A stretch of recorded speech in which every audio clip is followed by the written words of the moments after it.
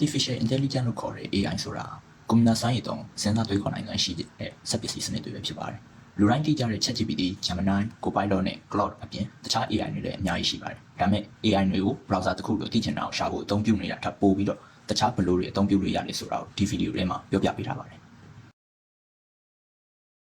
ဒါကတော့လူတိုင်းဒီပါအသုံးပြုဖို့ကြားတဲ့ AI တစ်ခုဆိုလည်းမမှားပါဘူး။ OpenAI ကုမ္ပဏီရဲ့ model တစ်ခုဖြစ်တဲ့ ChatGPT ကိုတော့လူတော်တော်များများကအခုလက်ရှိမှာပုံတွေထုတ်ခိုင်းတာပြင်ခိုင်းတာစာတမ်းတွေရေးသားခိုင်းတာစပြီးတော့ professional research စာတမ်းပြုလုပ်တာအထိအသုံးပြုကြပါတယ်။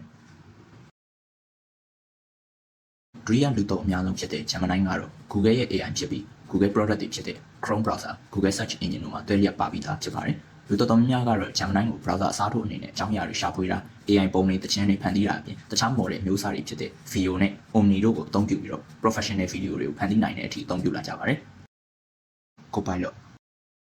Microsoft ရဲ့ AI ဖြစ်တဲ့ Copilot ကိုတော့ရုံးဝန်ထမ်းတွေနဲ့ပညာရေးနယ်ပယ်မှာရေပန်းစားနေတဲ့ AI တစ်ခုဖြစ်ပါတယ်။ Copilot ကိုတော့ chatbot AI တစ်ခုလို့စကားပြောဆိုနိုင်ရုံနဲ့မဟုတ်ဘဲနဲ့ Microsoft 365 app တွေနဲ့တွဲပြီးတော့အသုံးပြုတာ VS Code လိုမျိုး code editor တွေနဲ့ချိန်ပြီးတော့ coding တွေရေးခိုင်းတာမျိုးတွေကိုလုပ်ပေးနိုင်တဲ့အတွက်ရုံးလုပ်ငန်းတွေမှာမရှိမဖြစ်လို့ပြောရမယ် AI တစ်ခုလည်းဖြစ်ပါတယ်။ထူးခြားတာတစ်ခုကတခြား AI model တွေဖြစ်တဲ့ GPT-5 နဲ့ Claude Opus တို့ကိုတာမန် chat တွေမှာသာမက Copilot ကို researcher, analyst တို့ premium feature တွေမှာပါအသုံးပြုလို့ရပါတယ်။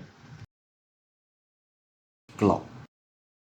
Anthropic ကုမ္ပဏီရဲ့ Claude AI ကတော့တခြား AI တွေလို general အသုံးပြုသူတွေထက် developer တွေချားမှာ coding assistant တစ်ခုအနေနဲ့ပိုပြီးနာမည်ကြီးပါတယ်။တာမန်အသုံးပြုသူတွေအတွက်တိတ်မရင်းနှီးကြပေမဲ့ coding လောကမှာတော့အများဆုံးအသုံးပြုကြပါတယ်။ Google ရဲ့ developer တချို့တော့ Claude AI ကိုအသုံးပြုပြီး coding ရေးကြတယ်လို့လည်းသိရတယ်ပေါ့နော်။